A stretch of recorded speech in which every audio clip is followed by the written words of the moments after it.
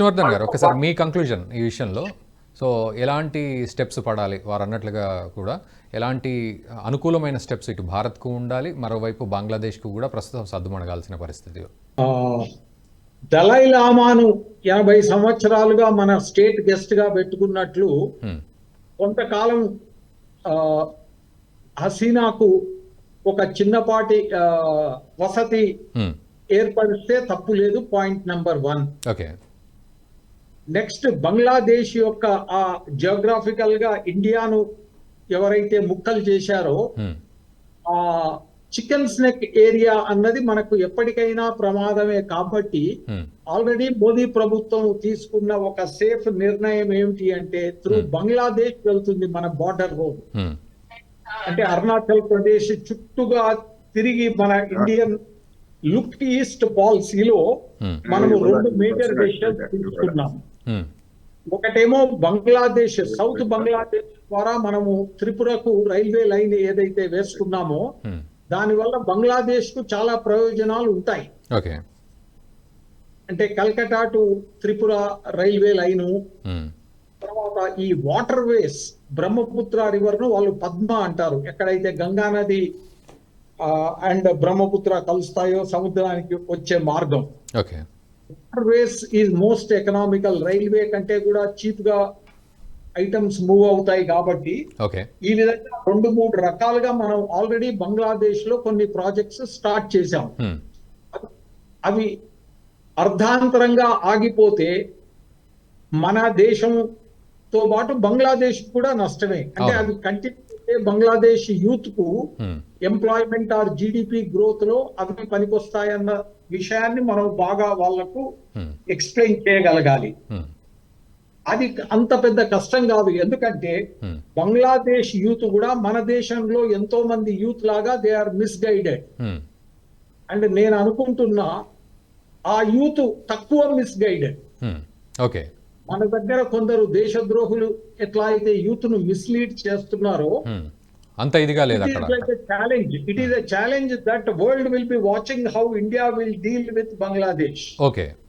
And ఇది చాలా successful గా మనం ముందుకు వెళ్ళగలము అని నేను అనుకుంటున్నా. It is in their interest that they continue cooperation which ever is the government. Government కి అతీతంగా కూడా బంగ్లాదేశ్ అండ్ భారత్ సత్సంబంధాలు ఉండాలనేది. ఏ గవర్నమెంట్, మిలిటరీ గవర్నమెంట్ వచ్చినా లేదా అపోజిషన్ పార్టీ వచ్చినా they should maintain the same momentum what was started. It should continue and it will give good results. వాళ్ళ దేశాభివృద్ధికి మనం తీసుకున్న స్టెప్స్, తర్వాత మన లుక్ ఈస్ట్ పాలసీలో మనం ఏవైతే ఆ నేషనల్ హైవేస్ అవి ఎక్స్టెండ్ చేసి కోహిమా నుండి how we are taking that route through Manipur and into ఇది మన సౌత్ ఈస్ట్ ఏషియాకు తీసుకెళ్తున్న ఆ మేజర్ హైవే, ఈ ప్రాజెక్ట్స్ అన్ని ఆగకుండా జాగ్రత్తగా డీల్ చేసుకుంటూ వెళ్ళగలమన్న ధైర్యం నాకైతే ఉంది. పుల్లారావు గారు ఒకసారి మీ కంక్లూజన్ సార్. వీటైతే మనం వెయిట్ చేసి చూడాలి ఎవరు ఉన్నారు ఎక్కువ వెనకాల, ఎంటేటు వెనకాల. అది కొన్ని రోజుల్లో బయటకు వస్తాను ఎవరున్నారు. ఇప్పుడప్పుడే ఇంకా తెలియట్లేదు. అది మాత్రం వెయిట్ చేయాలి. రెండోది ఏంటంటే అమెరికన్ చేయి ఉంటే అమెరికా ఇస్లామిక్ ట్రెండ్ ఒప్పుకుంటాదా బంగ్లాదేశ్ లో? ఒప్పుకోదన్నా బాగా, ఎందుకంటే చాలా ప్రాబ్లమ్స్ వస్తాయి. మూడోది ఏంటంటే చైనీస్ సపోర్ట్ ఉన్నది, చైనీస్ పాకిస్తాన్ సపోర్ట్ ఉన్నదంటే కొంతవరకు నమ్మొచ్చు. ఎందుకంటే 15 రోజుల క్రితమో 20 రోజుల క్రితం హసీనా చైనా వెళ్ళింది. 4 రోజుల టూర్, గ్రాండ్ టూర్. ఎంతో డబ్బు ఇస్తారనుకున్నది. వీళ్ళు ఎయిర్పోర్ట్ లో దిగినప్పుడు చాలా చీప్ రిసెప్షన్ ఇచ్చారు ఆవిడకి. అక్కడ 1 డేతో ఆ మీటింగ్ పెట్టాడు. రీజన్ ఒక్కడే కలిసాడు. 10 టీంలు పెట్టలేదు, ఏం పెట్టలేదు. ట్రిప్ కట్ షార్ట్ చేసుకుని వచ్చేసారు. అది చాలా విశేషమైన సిగ్నల్ వచ్చింది. ఒక 15 రోజుల క్రితం బంగ్లాదేశ్ ప్రధానమంత్రి చైనా వెళ్తాం. ఇవన్నీ ఏ గ్రీవెన్స్ పెడదాం అనుకున్నది ఏంటి మనకి ఇంకా తెలియదని బయటకు వస్తాయి. ఇదైనా ఒకటి ఏంటంటే మనకి తప్పకుండా రాబోయే రోజుల్లో మనం బంగ్లాదేశ్ తో కూడా ఏదో మనతో మంచిగా ఉంటే మనకు వచ్చేస్తుంది అనుకోవడం కాదు. వాళ్ళు కూడా మనతో మంచిగా ఉంటే వాళ్ళకి లాభం కదా. ఇప్పుడు అందరు చెప్పింది వాళ్ళకి లాభమే. మనం బిగ్గెస్ట్ ట్రైనింగ్ పార్ట్నర్ బంగ్లాదేశ్ కి. అసిస్టెన్స్ కూడా ఎక్కువ ఇచ్చేది మనమే.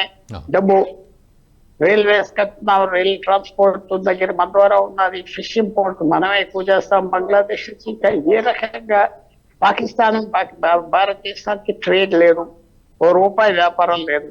వాళ్ళు ఇంకో దారి మీద వెళ్తారు, మనమే ఇంకో దారి. అలా బంగ్లాదేశ్ లో అవుతుంది, అవ్వచ్చు వాళ్ళ ప్రవర్తన బట్టి. తర్వాత ఇందాక నేను చెప్పిన మాట 2009కి 2024కి చాలా తేడా ఉంది. ఈ 15 సంవత్సరాల్లో టెక్నాలజీ విశేషంగా ప్రపంచాన్ని మార్చి తీసుకొచ్చేసింది. ఐడియాలజీ మార్చిపోయింది. చైనా 2009-10లో చాలా పవర్ఫుల్, పవర్ తగ్గింది, ఎకానమీ ప్రాబ్లమ్ లో ఉన్నది, చాలా ఉన్నాయి. సో నేను అనుకున్నంత బ్యాడ్ ఏం రాదు బంగ్లాదేశ్ నుంచి. వాళ్ళకి కూడా వాళ్ళ ఇంట్రెస్ట్ లో కూడా మొత్తం సరిగ్గా ఉండాలి కదా. ఒక 15 సంవత్సరాల క్రితం ఎవరు ఆమె ఖలీదా జియా ఉన్నట్టుగా కాదు కదా.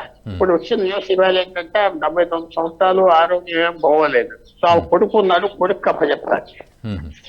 కొడుకు ఇప్పుడు జైల్లో ఉన్నాడు అనుకుంటా, లేకపోతే ఫారెన్ పంపించేశారో చూడాలి, వస్తాయి. సో మార్పులు వస్తాయి. కానీ అన్నిటికీ బ్యాక్అవుట్ ఏంటంటే అది ఏదో రేపే గవర్నమెంట్ అప్పచెప్పదు. ఆ మిలిటరీ రూలరు 1 year 2 years తీసుకుంటారు. So we have to wait. And కొత్త పరిస్థితి ఏం కాదు భారతదేశం. 1947 నుంచి బంగ్లాదేశ్ పాకిస్తాన్ లో ఉన్నప్పుడు ట్రబుల్ ఉండేది. 71 నుంచి 75 తర్వాత ట్రబుల్ భారతదేశానికి బంగ్లాదేశ్ లో ఉన్నది.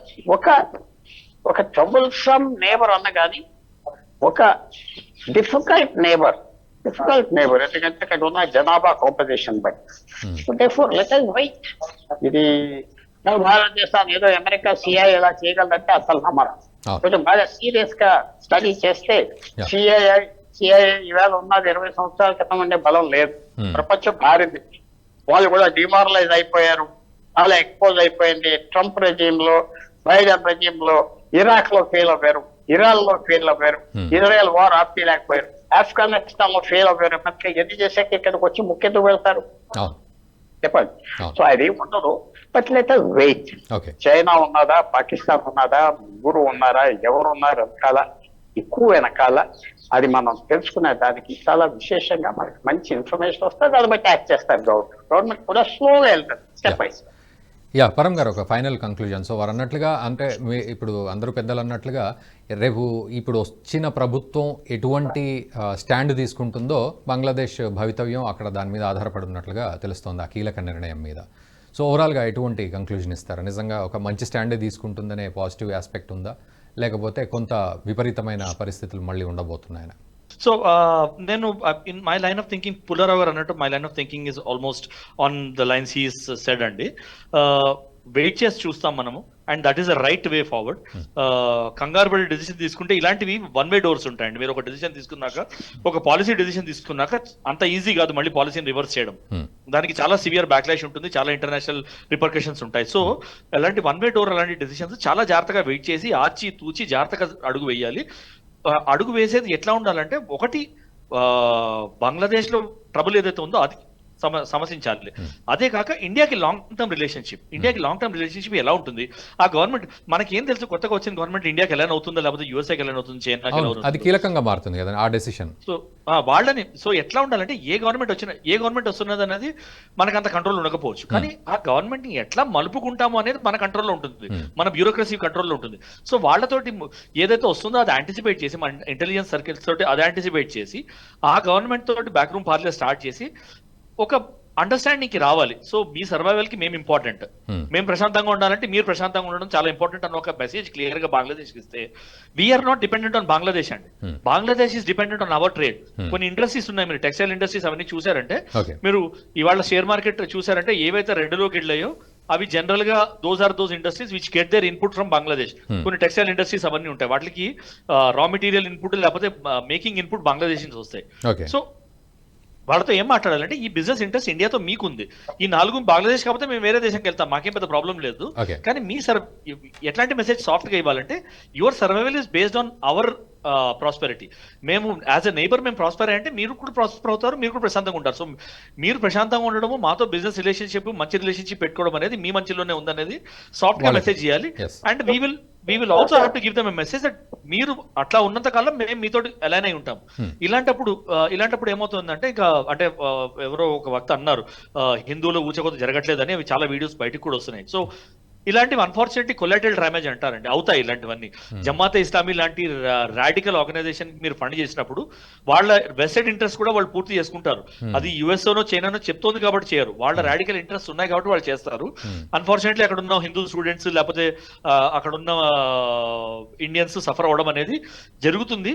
అన్ని మనం ఆపలేమండి, అది మన కంట్రోల్లో లేనిది. But what we can certainly control is 2 రోజుల ట్రబుల్ 2 నెలలు కాకుండా ఉండడంలో అది మనము ఒక మంచి డిప్లొమసీ క్యారీ ఆన్ చేసి, which I'm very sure India is doing. Jaishankar గారు చాలా capable foreign minister and we have got a strong lobby of bureaucrats. అది మనం చేస్తామని నాకు చాలా చాలా నమ్మకం ఉంది. I believe my country's abilities.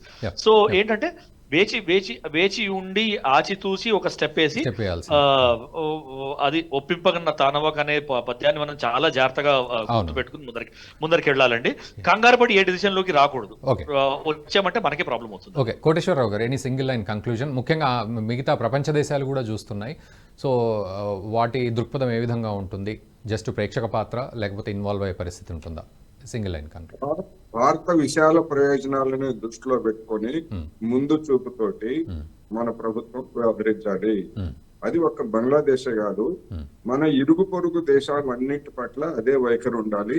అలాంటి వైఖరిలో కొంత తేడా వచ్చిన కారణంగానే అనేక దేశాలు మన వైపు తగ్గినాయి, మన వైపు చూడటం తగ్గాయి అనేటువంటిది గత అనుభవం. దాన్ని పునరావృతం కాకుండా చూడాలనేది నేను ఈ సందర్భంగా చెప్తాను.